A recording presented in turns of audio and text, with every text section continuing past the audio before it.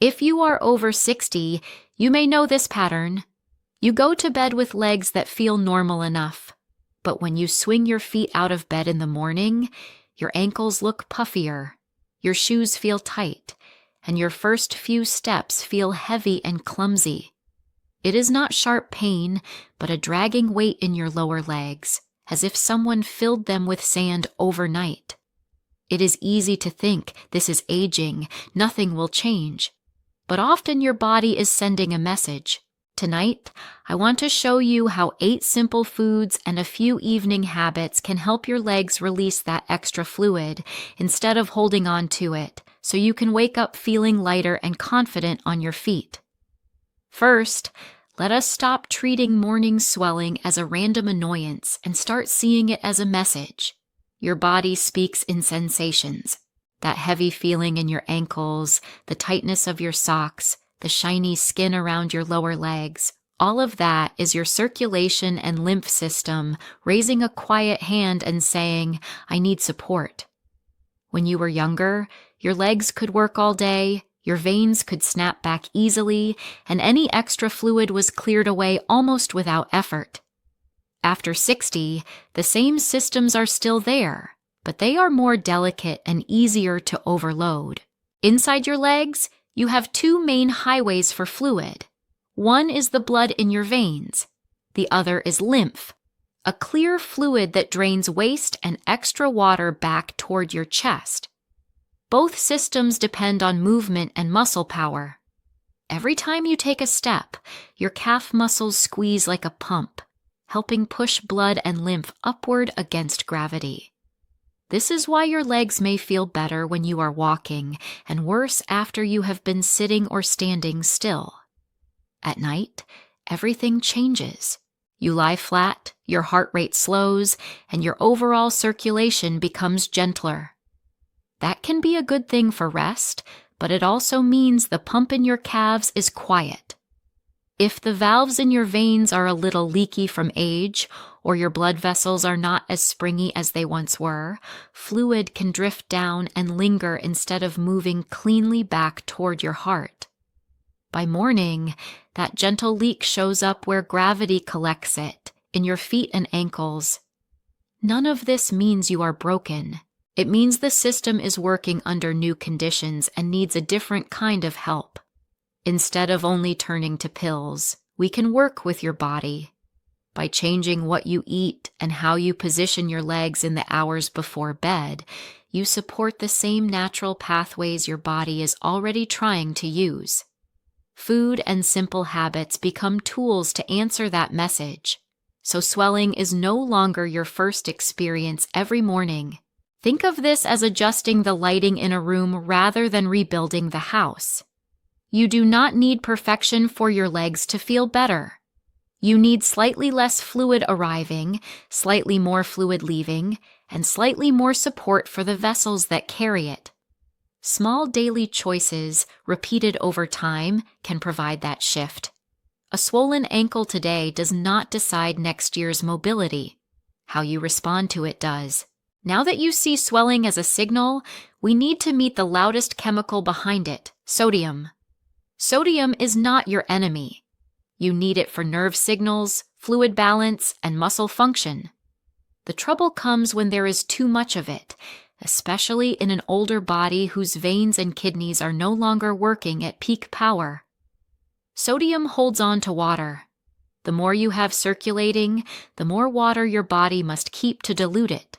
That extra water has to go somewhere, and in a body fighting gravity all day, it settles in the lower legs. The tricky part is that high sodium intake does not always look like grabbing the salt shaker.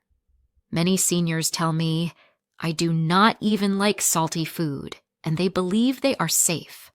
But sodium hides in places that do not taste very salty at all.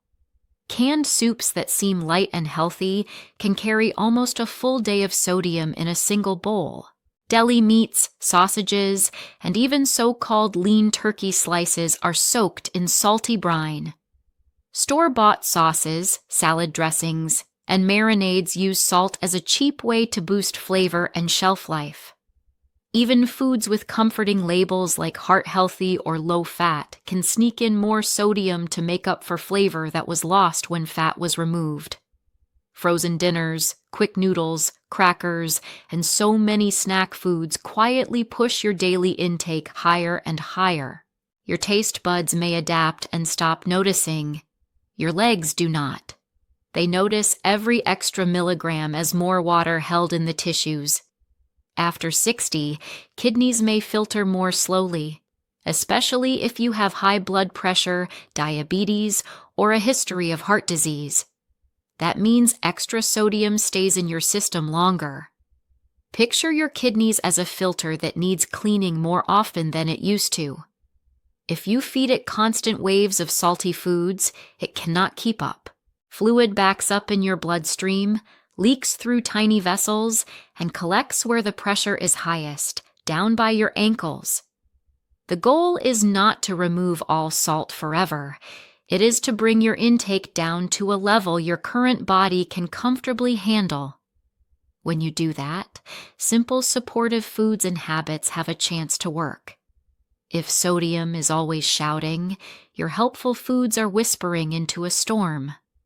Quiet the storm, and suddenly those whispers become powerful. Once sodium is no longer in charge of the conversation, we can invite in a different set of messengers, the foods that help your body release rather than retain fluid.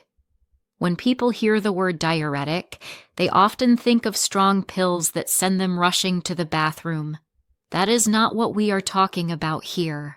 We are talking about gentle, natural foods that work with your kidneys and blood vessels, not against them. These foods help in 3 main ways. Some encourage your kidneys to let go of a little more water and sodium, so less fluid is available to pool in your ankles. Some are rich in potassium, a mineral that acts as sodium's opposite number. When potassium goes up, it nudges sodium out through the urine, easing the pressure inside your blood vessels.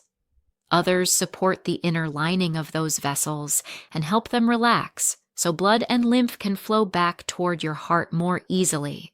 Think of your evening plate as a small team you send to the night shift.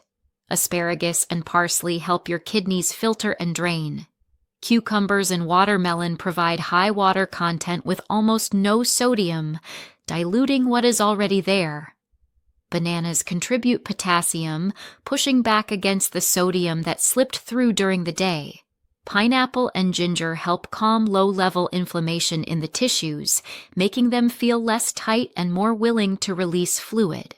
Beetroot supports your circulation by helping your vessels open slightly wider. None of these foods are magic on their own. You will not eat 1 spear of asparagus and wake up with completely flat ankles. But when you bring them into your routine several evenings each week and combine them with smarter salt choices and better leg positioning, they slowly change the chemistry of your night. Instead of your body quietly storing fluid in your ankles, it begins to move more of that fluid out through your kidneys and lymph before morning. The key is not perfection, it is repetition. Small servings, chosen on purpose and repeated over time, can shift your baseline. Your ankles may still swell after a long day on your feet or a salty meal, but the swelling can become milder, fade faster, and bother you less. That is a real victory, and it is built 1 plate at a time. Let us look closely at the first group of evening allies, the vegetables and herbs that act like a gentle drainage crew. Start with asparagus. Beyond its delicate taste, asparagus contains a natural compound that signals your kidneys to release more water and salt. You may have noticed that it changes the smell of your urine. That is a sign it is actively working with your filtration system. A simple portion of steamed or lightly sautéed asparagus at dinner a few nights each week can nudge your body toward letting go instead of holding on. Cucumbers bring a different kind of help. They are mostly water, but it is structured water that comes packaged with helpful minerals and very little sodium. When you add cucumber slices to your plate or your water glass, you are hydrating yourself without burdening your system. The extra fluid helps dilute the sodium already in circulation, making it easier for your kidneys to excrete. A small salad of cucumber, a splash of olive oil, a squeeze of lemon, and a pinch of herbs is a light, leg-friendly side dish that feels refreshing, not heavy. Parsley is often ignored, left on the side of the plate for decoration. That is a missed opportunity. In traditional medicine, parsley has long been used as a mild diuretic. Its natural compounds encourage your kidneys to increase urine output, helping clear excess fluid. You do not need to brew strong parsley tea to benefit. Simply chop a generous handful of fresh parsley into soups, stews, grains, or salads. Treat it as a leafy green in its own right. Then there is ginger, the quiet multitasker. Ginger is not a strong diuretic, but it improves circulation and calms low-level inflammation. When the tissues around your ankles are inflamed, they hold fluid more stubbornly. Ginger helps soothe that irritation so fluid can move more freely. It also warms the body gently, which can be comforting if your legs often feel cold as well as swollen. One of the easiest and most pleasant ways to use ginger is in a simple warm drink before bed. About an hour before you plan to sleep, slice a few thin pieces of fresh ginger. Pour warm, not boiling, water over them and add a squeeze of fresh lemon. Let it sit until the flavor is gentle but noticeable. Then sip slowly. This is not about flooding your system with liquid at the last minute. It is about sending a final signal to your circulation to move, to release, and to settle in a calmer state before you lie down. Over time, this simple ritual can become both a physical support and a mental cue that it is time to rest. Next, let us turn to the fruits and roots that work quietly overnight to balance minerals and support circulation. Bananas are the most familiar of these, and for good reason. They are naturally rich in potassium, the mineral that helps push extra sodium out through your kidneys. When potassium rises and sodium falls, the fluid inside your blood vessels shifts back toward a healthier balance. For your ankles, that means less pressure forcing water out into the surrounding tissues. One modest banana in the early evening is enough to support this process. You do not need several. Too many at once can raise blood sugar more than you want, especially if you are managing diabetes. Pineapple contributes in a different way. It contains an enzyme that helps calm inflammation in soft tissues. When the skin and muscles around your lower legs are irritated, they behave like a sponge that has already been wrung out and left stiff. They do not welcome new fluid, but they do not easily let go of the fluid already there either. A small serving of fresh pineapple after dinner is like placing a cool cloth on that sponge. It helps soften and relax the tissues so fluid can move more freely again. Watermelon offers both hydration and vascular support. Like cucumber, it is mostly water, but it also contains natural compounds that help your blood vessels relax. More relaxed vessels mean smoother flow and less resistance. If blood moves more easily through the tiny veins in your feet and ankles, there is less tendency for plasma to leak into the surrounding tissue and cause puffiness. In warm weather, a small bowl of watermelon cubes in the early evening is both refreshing and functional. Then we have beetroot, often overlooked but powerful. Beets are rich in nitrates, which your body can convert into nitric oxide, a gas that signals blood vessels to widen. Wider vessels reduce the pressure on their walls and improve the return of blood from your legs toward your heart. Roasted beet slices, added to a salad or served as a side dish at dinner, bring a deep color and a quiet boost to your circulation. You do not need to eat all of these foods every day. Think of them as tools in a box. On one day, you might choose banana and pineapple. On another, watermelon and beetroot. Over weeks, the pattern of using them regularly matters far more than any single choice. The goal is to give your body repeated chances to correct fluid balance and ease pressure night after night. Food is only half of the story. How you position and move your body in the hours before and during sleep has just as much influence on morning swelling as what is on your plate. During the day, every step you take activates the pump in your calves. At night, when you lie down and stop moving, that pump rests too. If you go to bed flat, with your legs level with or lower than your chest, you are asking tired veins to send fluid uphill with very little help. If you prop your knees on a high stack of pillows, you may actually kink the flow, like bending a garden hose. A more helpful setup is simple and does not require special equipment. Lie on your back, then place a firm wedge or a couple of sturdy pillows so they support your calves from mid-leg to heel. Your feet should end up about 6 to 12 inches higher than your heart. Your knees should be slightly bent but relaxed, not sharply angled. In this position, gravity finally joins your team. Instead of pulling fluid toward your ankles, it encourages that fluid to drift back toward your trunk, where your heart and kidneys can handle it. Before you settle into that position, give your muscles one last chance to assist. Spend 5 to 10 minutes doing slow ankle circles, pointing and flexing your toes, or walking calmly around your home. Think of it as sending one final wave of fluid upward before you let gravity and rest take over. These small movements do not need to be intense. In fact, gentle and steady is best. Sharp, bouncing motions can irritate joints without adding much benefit. It also helps to time your fluids wisely. You do not need to be afraid of drinking water. Dehydration can actually make swelling worse by encouraging your body to cling more tightly to the fluid it has. The aim is to shift most of your drinking earlier in the day and early evening.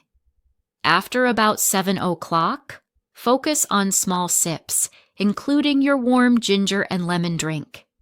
This gives your kidneys time to process what you take in so you are not overloaded with extra fluid right as you lie down. Over time, this combination of movement, elevation, and smart sipping can turn your night from a time of fluid buildup into a time of gradual release. As you experiment with these foods and habits, one more piece is vital. Knowing when swelling is something you can work on at home and when it is a warning that needs medical attention. Mild swelling that comes and goes, improves with elevation, and generally feels the same in both legs is usually a sign that your circulation and fluid balance need support, not an alarm. This is the kind of swelling that responds well to less sodium, more potassium, gentle diuretic foods, and better nighttime positioning. However, there are clear situations where you should not wait and see. If one leg suddenly becomes much more swollen than the other, especially if it is also red, warm, or tender to the touch, that could be a sign of a blood clot in a deep vein. In that case, you should seek urgent medical care rather than trying more lemon water or elevation at home. Do not massage a swollen, painful calf. If a clot is present, pressure could dislodge it and send it toward the lungs. Another serious warning sign is swelling that appears with new shortness of breath, a feeling of tightness in your chest, or a racing, irregular heartbeat. That pattern can suggest that the heart is struggling to pump effectively, and fluid is backing up not only into the legs, but into the lungs. Waking gasping for air, needing to prop yourself up on extra pillows to breathe, or feeling lightheaded along with swelling are all reasons to call your doctor or emergency services. There are slower, quieter red flags as well. If your leg swelling keeps getting worse over weeks, if the skin becomes shiny, very tight, or begins to weep fluid, or if the swelling stops responding to basic measures like elevation and salt reduction, you need a thorough checkup. Problems with the kidneys or liver can both show up as stubborn edema. In those cases, food and positioning are still helpful, but they must be guided by a clear diagnosis and medical care. The point is not to scare you. It is to make you your own best observer. Your legs are part of a much larger system. When you notice what changes, what improves, and what feels wrong, you give both yourself and your medical team better information to protect your health. Now let us bring everything together into something simple you can actually try. Information only helps if it turns into a small action you can repeat. So consider the next 7 nights as a gentle experiment with your own body. You are not promising perfection. You are simply giving your legs a better chance. Choose at least 2 of the foods we have talked about for each evening. One night that might be asparagus at dinner and a banana later. Another night it could be cucumber salad with beetroot or a small bowl of pineapple and watermelon. Rotate them in a way that feels practical and pleasant. At the same time, begin the habit of your warm ginger and lemon drink about an hour before bed, sipping slowly rather than gulping. Pair these food choices with the movement and positioning routine. Before you lie down, take 5 or 10 minutes to walk gently, circle your ankles, and flex your feet. Then settle into bed with your calves supported so your feet rest a little higher than your heart.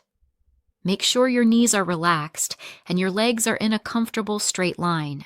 Limit large drinks late at night, but do not fear water earlier in the day.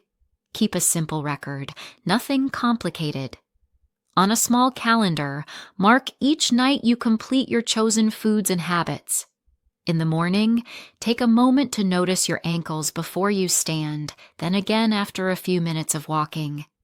Are your socks cutting in less than usual? Do your shoes feel easier to fasten? Do your legs feel a little less heavy on the way to the kitchen? Even small improvements are worth noticing. Over time, these patterns can become part of how you care for yourself, not a strict program you must follow perfectly. Some days will be better than others. That is normal.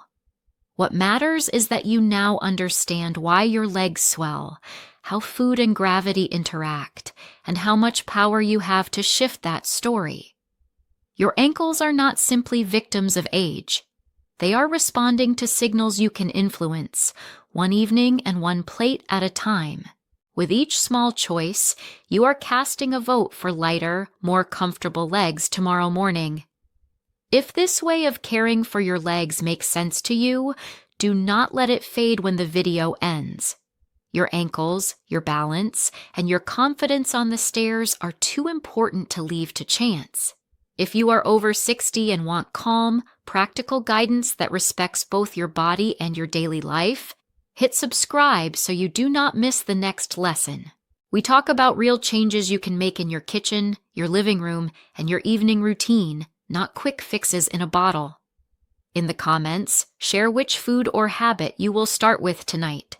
Will it be cucumber salad, a warm ginger drink, or finally sleeping with your feet a little higher? Your idea may be exactly what another person needs to read to begin their own 7-night experiment. Together we can turn swollen mornings into lighter, hopeful days.